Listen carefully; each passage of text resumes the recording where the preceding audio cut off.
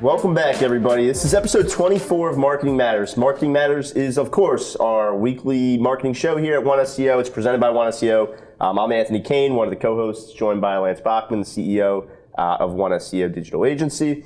And for those that have never seen Marketing Matters before, this is basically a show we do every Thursday at 1:15. And Lance and I kind of chew on some of the bigger marketing topics in the industry, but also just marketing topics in general, and you'll see that today. One of the bigger topics we're going to be touching on today is customer experience, which doesn't necessarily pertain to any news article or anything like that. It's just really, really important, and it's incredibly on the rise, but we'll get to that. So it's a great show. We hit on anything that's breaking news. We break a lot of stories to people who have no idea, oftentimes on this show, which is pretty cool. Absolutely. We get a lot of feedback about they didn't know this, other digital agencies, and me and Anthony both woke up this morning, we said we're going to wear our brown shoes. One is going to activate. There you go, brother. Let's do it. You don't even know that cartoon. Jesus Lord. Oh man. So it's our great show. It's every Thursday. Lance and I we have guests on every now and then. We have an awesome episode. Nikki Violi actually is going to be running the show next week because Lance and I will be in Las Vegas. Where do you meet this character? Oh boy. It's going to be awesome. Nikki has her hands in pretty much every video project that comes through One SEO. So she does great work. She's going to have some other coworkers. It'll be a great time to see some fresh faces, people that you probably have never seen on the show before. So it's going to be a good one. I'm assuming Nikki's going to talk about video, the importance of video. They're going into creative a lot, yeah. Okay. So. I mean, I don't know. I mean, that's her specialty. Yeah. The Viola. We've got one of our senior developers on next week as well, so they'll be able to touch on some creative stuff. So it'll be a lot of fun. And then real quick before we jump in, the following week, I know I'm getting a little bit ahead, it's going to be really cool because it'll be a recap of what PubCon is like. So we're going to have some of the people you obviously are going to be speaking at PubCon, but we're going to have a couple of people who are going just to kind of get some feedback on what we learned and some of the trends and stuff like that. So that'll be a really good one too. I'm actually looking forward to it. So we're going out to Vegas next week for the U.S. Search Awards. We're up for 22 awards. Pretty fired up. So far, our company's been nominated for more awards than any other company, twice as many as the next company to us. Right. We've never come home with an award yet. We're changing that this year. I'm feeling good. Are you feeling good? I'm feeling great. We're the Leonardo DiCaprio, and he finally won, and we're going to win ours too. So this is our Revenant award. So, but yeah, it'll be exciting. I'm sure you'll see us all over social media during that time. But and PubCon's actually very good just for digital agencies to go to get information. I'm actually speaking there. I'm actually speaking on the future of mobile and over advertising and where that's going in search and how that's playing into it. And I won't be here the following week either because I'm speaking at Ungagged. There's actually a private digital marketing one just for digital marketers. They don't allow video. They don't allow us to do live or take pictures. So it's two prestigious conferences I'll be speaking at, but it's good information. And I'll probably go live from PubCon and share that information, and we'll definitely let it go in. Once we get out of Ungagged, we'll actually release the deck that we've shown there about everything. So I won't be here the next 2 weeks, but I know Nikki Violi and you will handle it. Yeah. Anchor that down for us. We'll hold it down. But we actually have a couple of busy months, or you have a couple of busy months coming up. But yeah, we'll jump right into it because we do have some really, really cool things to cover. And the first one, I think, a huge story is just that Google has decided to rebrand the home service ads. So for those that are unaware of what home service ads actually are, it's in 17 cities right now, 17 metro areas, and we'll get to that in a second. It's not officially up and live in 17 cities. They have it going live in 17 cities between now and the year. They're about up and operational about 6 of them. Well, they're going to be up in 30 by the end of the year. And there's a couple of industries. I think some cities have more than others as far as what industry is. San Fran has it fully rolled out, everything from garage doors to locksmith to HVAC to plumbing. Where Philadelphia right now is strictly just HVAC. Right. And so for those that are unsure of what we're actually talking about with the home service ads, if you Google like HVAC in Philadelphia or an HVAC company in Philadelphia, you'll see these Google guaranteed companies that come up at the top. It's all sponsored, and you pay per lead as opposed to paying per the normal click. You're paying per lead. You're going directly through Google, but you do need, or you don't need, but the process is going to be a lot easier if an agency like us takes you through it. Right. We have about 20 accounts now across the country of ours that are on Google Home Ad Services. We actually have more than any other agency out there right now on this. And because we know the process, we understand the investigation, the background process, the cost per lead. We understand how this goes with your other pay-per-click, your remarketing, and social media, and all that other stuff. So, it is a great product. We do see it working, we don't see it working the way Google thought it would work. Everyone thought, hey, listen, I'm just going to put a bucket of money in and pay $20, $30 per lead, and that's not the case. Right. Most people aren't spending their budget. Google's not monetizing all the way, and most people, for some reason, still aren't going to those ads the way you would think, even on mobile, when normally it's the first 4 you'll see on a mobile. Yeah, and that's interesting. And I think, right away when I saw the rebrand, so first of all, the rebrand is from Google Home Service Ads to Local Service Ads by Google. Correct. And it seems like it might be a small change, but it's actually pretty big because it takes away the whole home aspect of it, and it kind of opens the doors to like whatever, any Pizza local delivery. company. Yeah. I mean, it could be an SEO company, any local, based business at that point. They have the opportunity, if Google wanted to roll that out for all these industries. It's just another paid segment. So if you got 4 carousels across the top or 5, whatever on your mobile device there at that time, then you got 3 or 4 pay-per-click ads. They're losing. They're growing in pay-per-click revenue every year. People don't understand that, but they're losing people going to those ads as much as they'd like. The usage is just growing so fast. I was with a company today, and they do nothing. They do granite and tile and marble. And, I said, what's the number one way you guys are getting leads right now? And she goes, well, besides referrals, online. And they had no online presence, Anthony. Huh. I said, the nice part is at least I don't have to sell you that people are looking for your products online because your shit sucks and people are still finding you. Yeah, at that point. So Google knows that. So, they're really trying to monetize their pay-per-click revenue and increase that.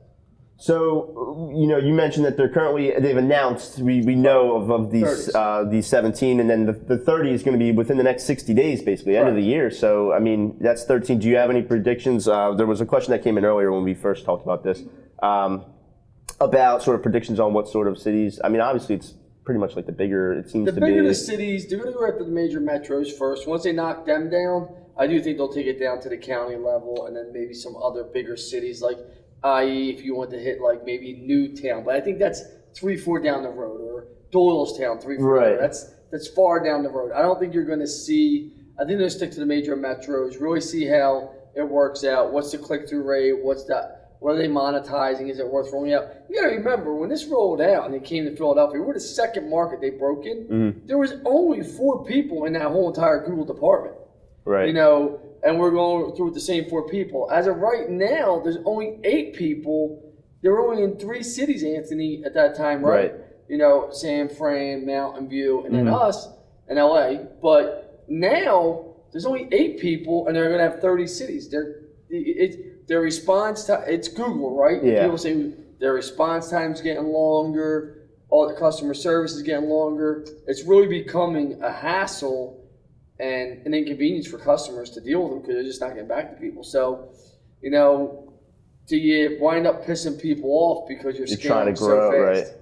And that's, I guess, so my question to you, I think I kind of know the answer, but they can't just flip the switch everywhere on this. No. Is it because of the vetting process and because of the application? application? Is their security company that they're using to vet everyone. So the process is you submit your application, you go through it, they do a preliminary online, look at your reviews, interviews, talk to you, some questions, right. And then Pinkerton actually comes and vets each one of your employees, criminal backgrounds, domestic violence, things like that, just to make sure they can guarantee the person going to this person's home is a decent human being, and then they're actually going to say stamp yes or no. Okay. So, I guess until they really can try to grow, their internal team to be able to take more and more applications and talk to more and more companies in some of these cities. I guess they have some sort of a plan because 30 cities by the end of 2016 seems pretty impressive at that point. Well, the platform's built out. It's then now just for them manipulating the geo that it shows up in. And I guess so who gets the Google guarantee? Yeah.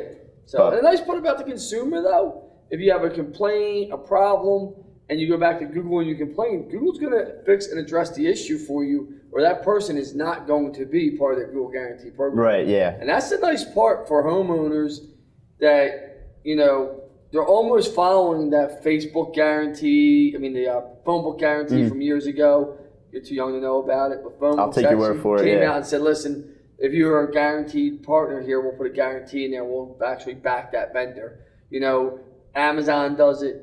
So and it's interesting you mentioned Amazon actually because they have sort of their own like home service type advertised program where like if you buy, it gets really granular, but if you buy a desk, it might recommend somebody to come out and build that desk for you at X amount of dollars per hour. Correct. And they do have other home service companies. They do, but Amazon home service ads are like showing up to, I can't even give an example. It's like going to a car show and you got the old Toyota Corolla that's beat up, missing 2 wheels. And, right. I mean, no one uses it. It's just a terrible product for their home services. You're right. It's certainly not on this level. And people, I think, just instinctively trust, they're going to trust the Google guarantee a lot more. But I think, moving on, I think that one of the most important things to look at is I'm interested to see what cities get announced. And I'm also interested to see what other industries, now that they've kind of shifted. That's what I think you're going to see. I think you're going to see the verticals just open up across the board. Right. And I think that's going to be... for every service-based business across the board. And then it's just going to flood at that point. Everyone trying to... Yeah, but we'll have to keep our eye on it. But this was a huge announcement. Yeah. So one of the things that, if you have watched the news in the last 24 hours, you probably saw, but with the whole hearings going on with Facebook and Twitter and Google in front of the Senate with the whole Russian agency ad spend and influencing the last election.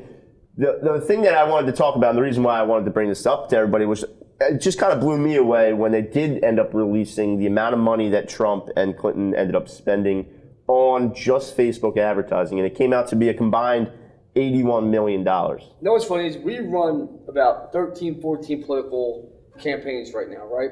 And each one of these local political campaigns hire these political consultants, right? And all of them tell them not to run Facebook, Instagram ads, this and that. It can't be done. We see these people killing it. They're killing it. They're killing it, right? Trump and Clinton spend $81 million on Facebook and Instagram ads, but the local people running these politicians' elections are complete morons, idiots, still using direct mail. It's like, how stupid can you be? It's so bizarre because it should be really obvious because when you look at Facebook, the 6 months leading up to an election, it's like every other post is somebody talking about Trump or Clinton or the election or whatever. So why wouldn't you? That's where people are literally conversing about it on a day-to-day basis. Why wouldn't you and you have to put yourself all over. And think about the local elections, how we're moving these people's campaigns and we're seeing the numbers, we're seeing the reach, we're seeing the interactions. But consultants are still telling them to use direct mail. They're still telling them door knock, do all these things, don't use pins. But 81 million, and listen, we're not here to talk about politics. Was Russia involved, not involved? Right. Really boo-hoo, who gives a shit, right? Trump's our president, deal with it. Bernie didn't make the cut, guys, right? Be mad at Hillary, not Trump, okay? That's a little jab at my millennial staff here, because when Bernie went knocked out, we had half of them on the floor crying. But that's besides the point. The point being is this is $81 million on one platform. One platform. Think about that. And it's just an immense amount of reach. That comes with that kind of money. And you have to think every time Trump, went live or Hillary went live, that was getting boosted. Every time they posted, there was probably money behind it. It's really, I think, I mentioned to you this, I don't know the numbers, but it has to be the highest digital advertising spend for an election so far. No doubt. But Anthony, the biggest thing is this, what people don't understand is, people think when you boost something or post something on Facebook and Instagram, it just goes to everyone. Right. The Republican Party was targeting with good messages about Trump to the Republican people. When they were messaging bad things about Hillary, they were going towards the Democratic people. You could target by sex, age. You can target by interest. Do you like Planned Parenthood? Do you not? Do you like gun control? Right. Do you like Fox News? Do you like CNN? MSNBC, the ultimate left-wing channel, right? Rachel Maddow, God bless her, man. Somebody, woo! That's besides the point. But my point being is you could actually go out and target all these things. Right. It's incredibly granular. And it's funny because people were saying to us, we're doing a judge's thing right now, talking about 81 million here, and the judge called us up and goes, man, I got people walking up to me saying they saw my video, comments. Some of the comments were about his daughters and stuff, and he was upset. But I was like, listen, that's the price of tea in China sometimes. You got vultures that are just trolling social media, just putting people on blast. But think about that. Where can you go? I actually said to him, when's the last time someone said they got your direct mail piece to you in this type of form? He was only up for 2 days. He's like, Lance, we spent 10 times the amount on direct mail this campaign. I haven't had that many people in the last 48 hours that came to me, and the whole 10 times the money on direct mail.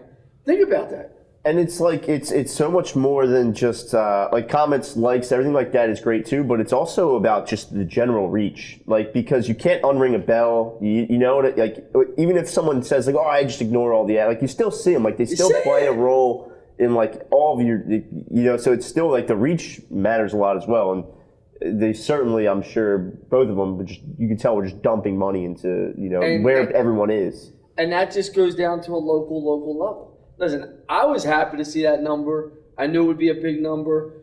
When they were saying Facebook didn't want to give over the information of certain stuff and Twitter, and you can't blame them. They don't want to be involved. Right. I mean, like, they just don't want to be involved. Yeah, none of the CEOs were even there. Yeah, I mean, they don't want to be involved in this garbage. I mean, they don't want to get into.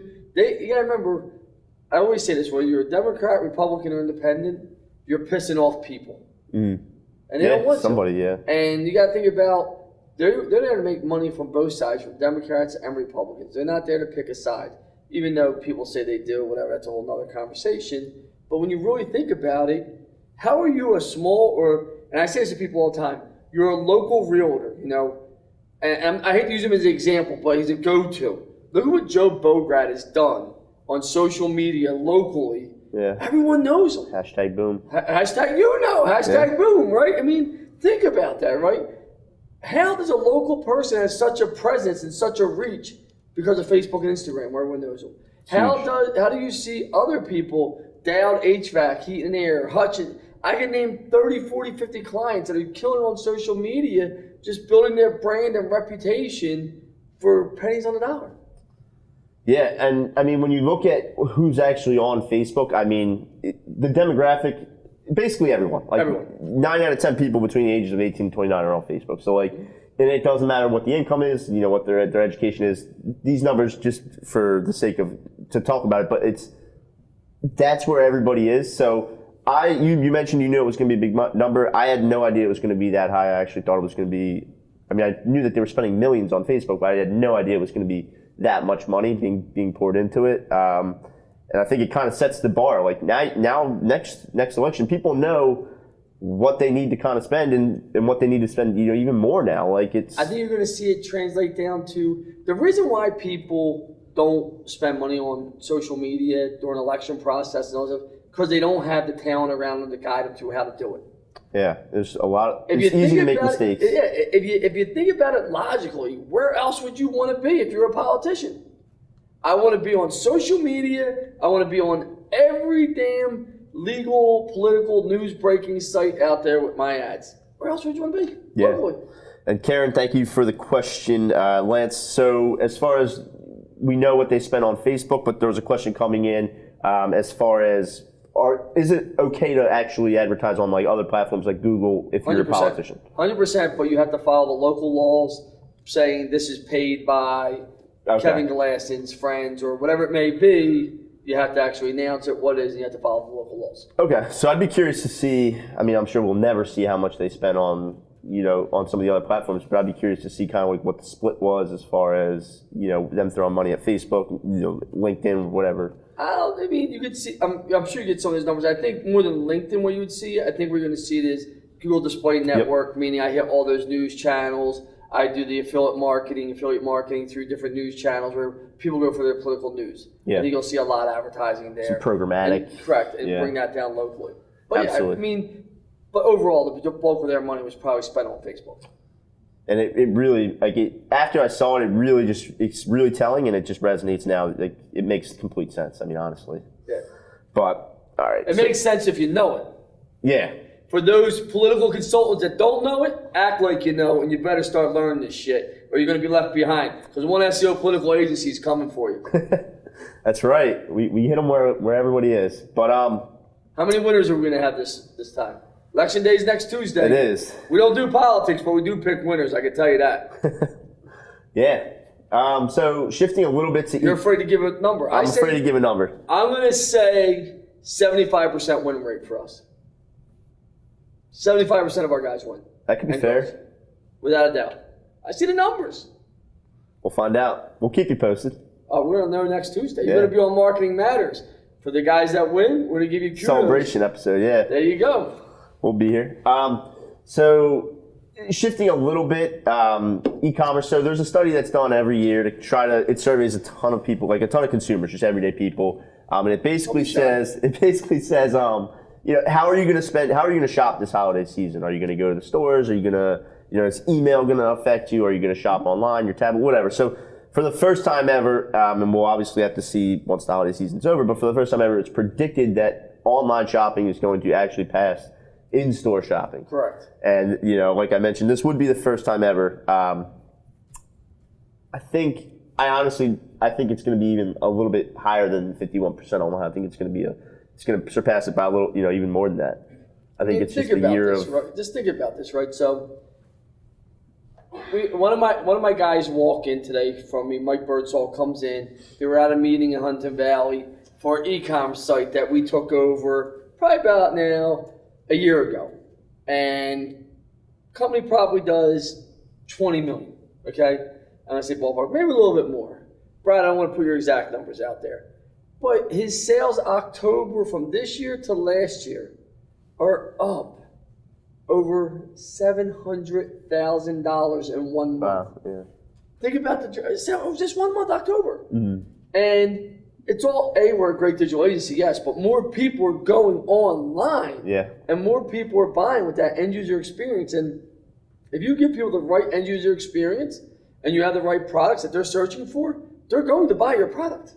Absolutely. I mean, and that's what you got to think about, Anthony. And the e-com is growing and people are it's getting easier. I can, buy some speakers for my son's computer online, have them there in 2-3 days. I can buy my headsets now online. Why do I have to go to the store and inconvenience myself when I'm busy, when I can just sit here in that micro moment and just buy it? Ease of use was like one of the highest percentages of why people chose online over in-store, and it's because you can literally lay in bed and sit there and, to get even crazier now with Alexa, you can lay in bed and just say, order me something, and it'll do it. But, I think it's just, as far as pricing, like, you can find a price for something wherever you go. Like, it's not like, that's not really a factor necessarily. And then, so it comes down to, do you want to drive all the way to the store, or do you want to just browse the internet and look at multiple websites? Think about this, right? So my son LJ's 4, and my son LJ, I love him more than anything in the world. He says to me, Dad, can I please get this Superman thing? And I love Superman. We love Superman. We're big Superman people. I'm going to take you through the process of the aggravation of me taking my son to the store to get the Superman thing. I had to ask 6 people where the damn Superman toy was. 6 people. Do you think I'd have to do 6 searches on Google, Walmart, Jet.com, Amazon to find Superman stuff? Not a chance. Not that I drove there with my son because I was in the moment. My son wanted it now. Yeah. He wasn't waiting a day or two. He's all excited. He did good at soccer. I'm like, all right, we're going to go. We drive there. We're excited. 6 people. By the time I got to Superman, I wanted to snap his head off. You know what I mean? I'm dealing with my son. It's the ease of use of just being able to go, here you go. Unless you have that immediate right now kid biting you in the ass to get you what he wants, almost anyone can wait a day or two for anything. And especially with holiday when, you probably have a couple of weeks before you're going to give it to somebody. So it's not like you need it, right then and there. But yeah, last year Cyber Monday numbers shattered every record. They're projected to shatter last year's record because, and it's funny because you almost see Walmart, like stores like Walmart, Target, they have stores, but they also put so much focus into getting you to come to their website. It's like they care so much about the online shopping now because they know that people aren't going to their store. They know that they're probably just looking online. So now they have to compete with everybody else, the Amazons and then all the other websites. Think about this. We represent food shopping stores now, right? Food shopping stores that hire us, they're not even concerned. That was my cell phone. Are we still live? Yeah. Okay. They're not even concerned with the retail end of it. They want to drive people online that have the groceries delivered. And then they're saying now to their people that are putting stuff in their thing, it's your job to now deal with a digital marketing company to have them come in here and drive retail in here. Right. So before, i.e. a ShopRite, I'm going to say them, they were concerned about people getting through their doors, which they still are, but really they want to make sure people know we'll deliver food to you. We're carrying these brands, these products, buy them. Think about that. It's so important to be able to accommodate like wherever people want to shop. That's where everyone has to shift their efforts to. Like and you mentioned they're fighting a battle of letting people know that they actually deliver because they might not know that, So and getting people to use it. Yeah. I fought with my wife for years because we order food here and we stock the kitchen every Monday. I think we use Peapod, correct, Rachel? We use Peapod, right? Just a little shout out to Peapod, easy. Emily, for years, we even argued with Emily, just get all the food ordered, have it delivered to our house. We went travel, it's been crazy. The other day, I started laughing. I saw Wegmans chicken being delivered to my door because that's what I love. And I started laughing at Emily. I'm like, it finally broke down. She's like, I just don't have time. Because she orders everything else online. She just never felt comfortable with food. Yeah, but once you break that barrier, it's just doing it. You never go back. Yeah. No, why would you drive to go pick up food when it can be delivered to you? Why would you drive for it? Carry 12 bags into the house and then. Yeah, I mean, what people don't realize talk about this. Kevin Murray, if you're watching, he posted on Facebook today. Did anyone know Macy's went out of business at the Chamonix Mall? And he puts, why do you think? First of all, my first reaction was, I love this guy, Kevin. He's a great guy, good friend of mine, bro. I was like, you complete moron. Like, what fucking planet do you live in? Like, come on, like, really? As he's typing this, and I know he's typing this from his mobile device, right? Yeah, probably. Probably, right? I'm like, Jesus Lord. Why do you think? And I just put Amazon, Google, internet. Like, enough said, right? Yeah. Like, just drop the mic. It doesn't matter at this point what people are thinking. Like, if you aren't thinking mobile first, tablet second, then desktop, and ease of use, which I think we're going to talk about, that customer experience, you're just missing the mark anymore. And we might run a little bit longer this week than normal, but that's all right because I really, really wanted to touch on this because I think it's so important. But Google had Think with Google. It's a sort of like a blog that Google has. They put announcements out there, but they also do studies with different companies. They had a great one in the month of October where they worked with CarMax, and basically they talked about how the digital in general has sort of changed customer experience. Absolutely. And one of the greatest sort of points that they hit on that really drove it home was that 10 years ago, the average car buyer went to 7 dealerships before they made a purchase. And today, they barely make it to 2, which means that they do all their research online. They essentially pick a dealership online and then go to that one dealership to buy a car. Like everything was done online as opposed to before. And it's just, I think it's so important to recognize that customer experience starts right from the search. It starts with your reviews. It starts with your Google My Business. It starts with your website, all the way, and then it has to translate to when you actually meet that person. And that customer experience has to be fluid, and it has to be like an incredible experience at that point. This is the biggest piece. People don't understand. And I just went out to this company this morning. I talked to them, and they were like, we just redid our site. The mobile experience was terrible. It said best of Bucks 216, best of Bucks 216. It's we saw there was no phone number, no address, how to get there. Didn't even say what they did. Right. It's in our name. I'm like, there's no pictures in it. Why would I be enticed to stay here? We have 100 other options. Yeah. Right? So she got it though, and he got it. They definitely got it once we explained it to them. But it should be for the moment someone finds you. Do you answer their need? Do you make it simple for them to find information? Does it make sense? And whether they come to your store or contact you for your services, do you answer your phone? Do you make it a great experience, like you said? And it should all flow, like you said, very easy, because the minute you give a disruption, people leave. And I think like one of the things that was mentioned is that businesses and brands are held to like a completely different standard than they were 10 years ago. Like when you went to a dealership 10 years ago, you compared your experience to like other dealerships, how you got treated at other dealerships. Now, though, everyone compares their experience with a company with everyone else. They have a great experience getting a cup of coffee. If they were friendly, they treated them nice, they were personalized. They don't say, well, how was that customer experience compared to other coffee shops? They just say, how is that compared to other companies? Mm-hmm. So if you're an electrician, your customer might compare you to another electricians, but they're going to compare you to like how their painting company treated them. They're going to compare you to like, they want a great experience everywhere. So it's no longer just like a vertical specific. Like your brand has to be the best experience. It has to be uncomparable. People expect it everywhere. It's You know, and you know, the one thing I say this to people is, I spoke at the International Roofing Expo a year and a half ago out in Vegas, and there was a guy saying the internet messed up his business. It was kind of a very rough, rude guy, right? So I did a lifetime audit right there. I think I told you the story. He had all these negative results, negative reviews. I said, the problem is that the internet, no matter who you hire, God himself can't help you. You're an ignorant, rude person. And people, the internet has checked people's behavior. You have to give quality. You have to give service. You have to stand by your product. You have to do the right things, or people aren't going to use you, and people are going to leave negative reviews. And now they have just so many options. Like, it's not like it's going to be hard for them to click the back button and go to another company. You know what I mean? Like, it's so you know, just hitting on a couple of things. 75% of consumers expect a consistent experience wherever they engage. So whether that's online, we mentioned just the fluidity. Or offline. Whether they first talk to that salesperson and then they first meet with their team and then the monthly review, like they want that experience. 70% of consumers say technology has made it easier to take their business elsewhere. And that's, again, we just touched on. It's not hard. If you're going to be rude or people are going to say bad things about you, it's not hard for somebody to go back and find another painting company or find another electrician. Another lawyer.